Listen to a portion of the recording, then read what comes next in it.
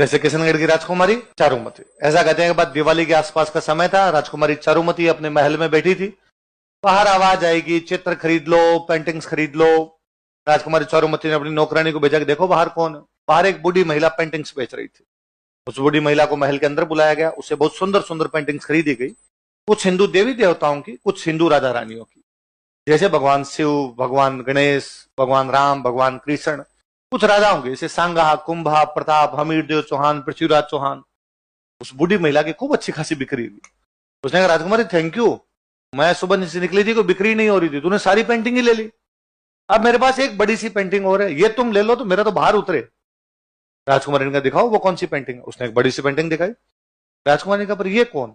अरे तुम इनको नहीं जानती, शहंशाह हिंदुस्तान मुगलिया सल्तनत के बादशाह आलमगीर औरंगजेब खुद है। कहा अच्छा औरंगजेब है कि हाँ, दे दे ये पेंटिंग भी दे दे। सारी पेंटिंग ली, रुपए बताओ कितने, इतने रुपए, ये पकड़ रुपए। 2 मिनट बैठ बूढ़ी माई, 2 मिनट बाद चाय पी के चली जाना। बूढ़ी महिला वहीं बैठी रही। राजकुमारी ने अपनी सहेलियों को कहा इस पेंटिंग पे एक एक जूता मारो। सारी सहेलियों ने अपनी जुत्ती उतारी, पेंटिंग की मारी, पेंटिंग बापड़ी चिंदी चिंदी हो गई। फटी हुई पेंटिंग उस बूढ़ी महिला को दी और कहा औरंगजेब को जाके कह देना चारुमती ने फाड़ी है। बूढ़ी महिला दिल्ली गई, उसने जाके कहा किशनगढ़ में राजकुमारी चारुमती है और उसने तेरी पेंटिंग के टोटे टोटे कर दिए। औरंगजेब को बड़ा गुस्सा आया। औरंगजेब ने हाथों हाथ किशनगढ़ की लैंडलाइन पर फोन घुमाया कि मैं राजकुमारी चारुमती से विवाह करना चाहता हूं। किशनगढ़ वालों की क्या औकात औरंगजेब को मना करे। उन्होंने कहा सर आओ, उसे 2 दिन पहले मिस कॉल देना, टेंट तान लेंगे हम तो। यह बात राजकुमारी चारुमती को पता चली कि मेरा विवाह किससे करने वाले हैं। तो उसने अपने भाई को कहा, उसके भाई का नाम था मान सिंह, अपने भाई को बुलाया, ये क्या तरीका है और आप मेरी शादी औरंगजेब से कैसे कर सकते हो? भाई औरंगजेब बड़ा राजा है, हम नहीं करेंगे, वो हमला करेगा। उसने कहा क्या तुम हमले से डरते हो, क्या तुम मरने से डरते हो? मान सिंह ने कहा मरे नहीं डरते, मरने से लड़ाई से तो कोई डर नहीं लगता, तो लड़ लो। मैंने कहा बात ये नहीं है, औरंगजेब की जब सेना लड़ने के लिए आएगी तो साधारण जनता की लड़कियों को उठा के लेके जाएगी। राजा का पहला कर्तव्य जनता की रक्षा करना होता है। यदि इन लोगों की बहन बेटियों की रक्षा के लिए हमें तेरी शादी करनी पड़ेगी, हम करेंगे। तो उसने गुस्से में आकर ऐसे तुम मेरी रक्षा नहीं कर सकते तो मैं खुद कर लूंगी। तो भाई ने कहा कर ले। अब राजकुमारी चारुमती को लगा अपनी रक्षा कौन करे, और उसे याद आया कि एक दिन टीवी पर एड आ रहा था, यदि किसी राजकुमारी से औरंगजेब जबरदस्ती शादी करना चाहता हो तो टोल फ्री नंबर पर कांटेक्ट करे। और उसने राज सिंह जी के पास मैसेज किया कि जिस प्रकार भगवान कृष्ण रुक्मणी का हरण करके ले गए थे, इसका हरण करके ले गए थे, उसी प्रकार आप मेरा हरण करके ले जाइए और मुझसे विवाह कर लीजिए। राज सिंह जी के पास ऐसे मैसेज आते ही रहते, टोल फ्री नंबर पे कोई मैसेज कर देता है। राज सिंह जी ने पहले डीपी चेक की, उनका ठीक है डन, शादी का कार्ड भेजो, कब है तुम्हारा ब्याह, मैं आ जाऊंगा। अब राज सिंह जी ने औरंगजेब का मैसेज किया, औरंगजेब वो तुम किशनगढ़ ब्याह करने के लिए जा रहा था? उसने कहा हाँ, तो मत जाना, वहां मैं करूंगा शादी। इससे थोड़े दिन पहले अपने एक जगह पड़ी झीलवाड़ा, झीलवाड़ा के पास में एक जगह पड़ती है रूपनगर। कौन जगह है? रूपनगर की एक राजकुमारी जिसका नाम था चंचल कुमारी। क्या नाम था? औरंगजेब चंचल कुमारी से शादी करना चाहता था, राज सिंह पहले जाके शादी करके आ गया। तो औरंगजेब ने कहा ये क्या तरीका है, मतलब चंचल कुमारी से भी तू करके आ गया, चारुमती से भी तू कदेश फूलते मैं ये नहीं होने दूंगा मैं। तो राज सिंह जी का लड़ाई कर लेंगे, आगे कोई बात नहीं, लड़ाई हो जाएगी। तो औरंगजेब ने कहा सेना लेके आऊंगा, लड़ाई करेंगे, जो जीतेगा उसकी शादी चारुमती से होगी। शादी का दिन नजदीक आया, नजदीक आया तो राज सिंह जी ने अपने मंत्री इकट्ठे किए और इकट्ठे करके कहा कि इस समय एक गंभीर संकट है हमारे सामने। मंत्री ने पूछा हाँ साहब बताओ। वह एक अबला नारी हमें पुकार रही है। मंत्री मन ही मन सोचा कि आपको आजकल हर तीसरी अबला नहीं लग रही क्या? बताओ सर बात क्या है? कि मैं किशनगढ़ की राजकुमारी चारुमती से विवाह करने जाऊंगा, जो औरंगजेब से विवाह नहीं करना चाहती। औरंगजेब सेना लेकर आएगा, हम उसकी सेना को रोकना तब तक जब तक मेरे फेरे नहीं हो जाए। जैसे मेरे फेरे संपन्न होंगे मैं खुद लड़ने के लिए आ जाऊंगा। मंत्री ने कहा सर आवश्यकता ही नहीं, आप तो शादी करके आराम से मेवाड़ वापस पधारना, औरंगजेब की सेना को हम अजमेर से इंच नहीं हिलने देंगे, हम लड़ लेंगे वहां।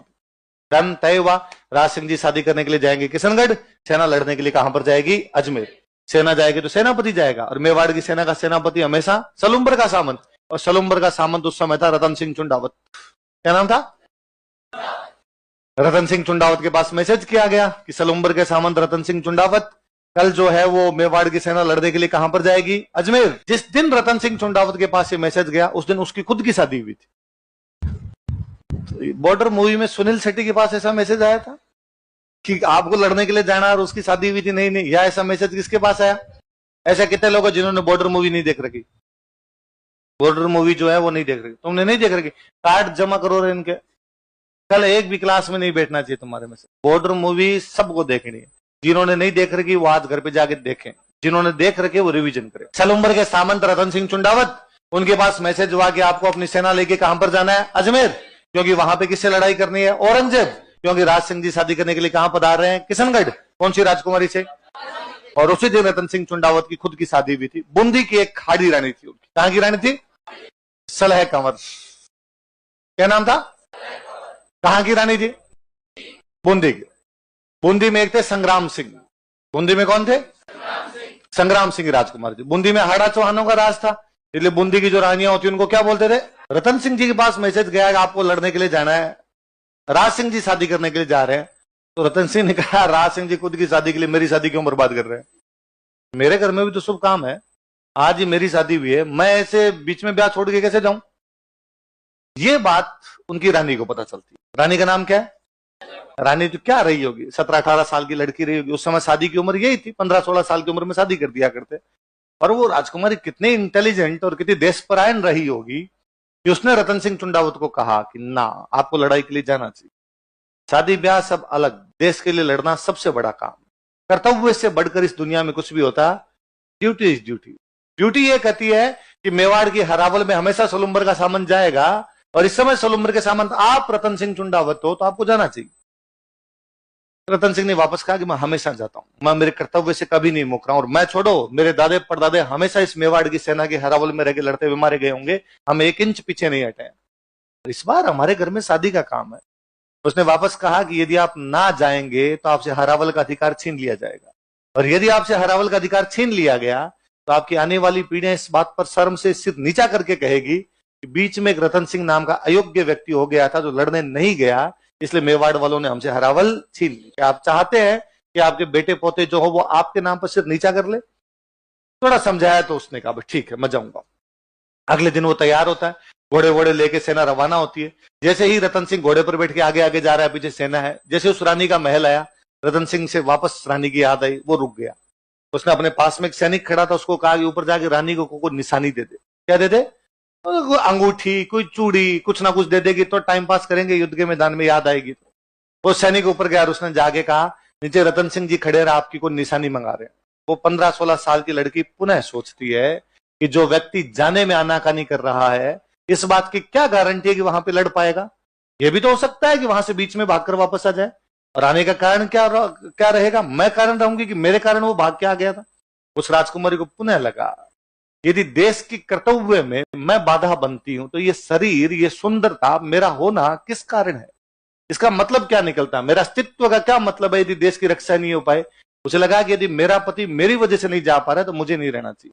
उसने अपना सिर काट के दे दिया था। चुंडावत मांगी सेनानी, सर काट दे दियो सतरान। जब वो गर्दन लेके और नीचे पहुंचा तब तो रतन सिंह के होश फाकता हो, उसको लगा ब्लंडर कर गया मैं। और अब क्या किया जा सकता था? अब पछताए हो तो जब रतन सिंह वो राजकुमारी जी उसके जो बाल थे उसको अपनी गर्दन में बांधता है, उस लटकाता उसकी गर्दन को। उस अजमेर वाले युद्ध में इतना भयंकर लड़ता है कि अजमेर में औरंगजेब की सेना को इंच नहीं जाने दिया था, उसने मार मार के वहीं से भगा दिया था। उस लड़ाई में लड़ता हुआ रतन सिंह काम आता है। राज सिंह जी चारुमती से शादी करके मेवाड़ पधारते हैं। उस शादी के काफी दिन बाद में राज सिंह जी चारुमती के साथ में राजसमंद झील की पाल पर बैठे हैं और उस युद्ध की कहानी सुना रहे हैं कि अपनी शादी से पहले क्या हुआ था। और राज सिंह जी कहते हैं ओ रतन सिंह चुंडावत अजमेर में लड़ता हुआ मारा गया। राजकुमारी चारुमती, रानी चारुमती कहती अरे उसके बाद क्या हुआ? राज सिंह जी कहते हैं वो दोनों मारे गए इसलिए हम दोनों साथ बैठे हैं। उस दिन वो ना मारे जाते तो आज हम दोनों साथ बैठते। देश का इतिहास ऐसे अनगणित कहानियों से भरा पड़ा है। हम केवल राजा रानियों का इतिहास पढ़ते हैं, उसके साइड के किस्से इतने अलग से हैं, इतने हैरतंगेज करने वाले हैं। किसी कवि ने बहुत बाद में कहा कि हनुमान जी जब मां सीता से मिले थे ना अशोक वाटिका में, तो उन्होंने मां सीता को कहा था कि आपको निशानी दीजिए ताकि मैं राम जी को कहूं कि मुझे सीता जी मिले थे। तो सीता जी ने उनको अपना एक आभूषण दिया था, चूड़ामणि। क्या दिया था? चूड़ामणि का आभूषण होता है, वो निकाल के दिया था। कोई कवि कहता है कि सतरी सेनानी चाही समर सलुम्बर धीस। सलुम्बर के सामंत ने युद्ध में जाते समय उस सती महिला से, उस अपनी पत्नी से कोई निशानी मांग ली थी। चूड़ामण मेली सिया ईंधन मिलो शीस। सीता जी ने चूड़ामण मेली थी, इस महिला ने तो क्या काट के दे दिया था। इसलिए आज दिन तक हमारे राजस्थान पुलिस की जो महिला बटालियन होती है उसका नाम है हाड़ी रानी बटालियन।